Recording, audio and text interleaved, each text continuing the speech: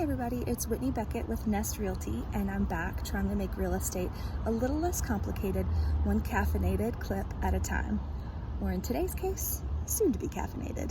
Today I want to talk about home inspections. What are they? Who pays for them?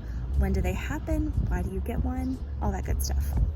Let's go back to the caffeine now, because I'm headed to meet the home inspector and my buyers for a house that we have under contract. I'm stopping at one of my favorite coffee shops in Christiansburg, Great Road Coffee on Main Street, to grab a quick afternoon pick-me-up.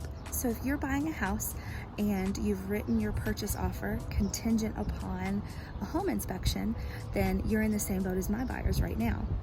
They have hired a certified and licensed home inspector to go through the house and check everything. And this is done to get an idea of the condition of the house and to see if there's any major defects that need to be corrected or negotiated about prior to closing.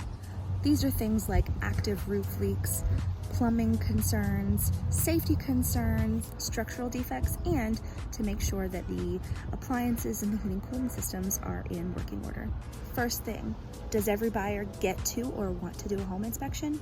No, especially in this competitive seller's market that we're in. Lots of homes and investment properties are going under contract without home inspection contingencies simply because it's one less thing for the seller to worry about.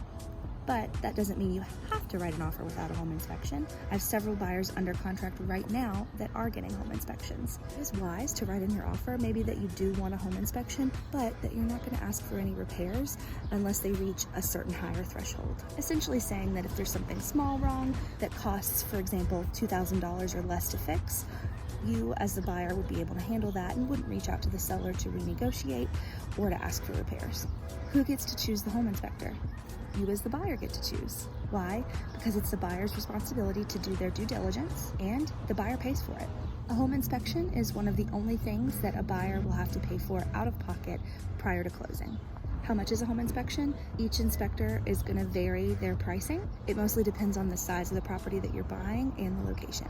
And just as an example from a few transactions that I've had recently, a home inspection for a house 2,000 square feet or under is usually around $350. When do you get a home inspection done? In most cases, when I write an offer, I say that we'll have all of our inspections completed within 10 business days of our contract being ratified, all in the interest of moving as quickly as possible.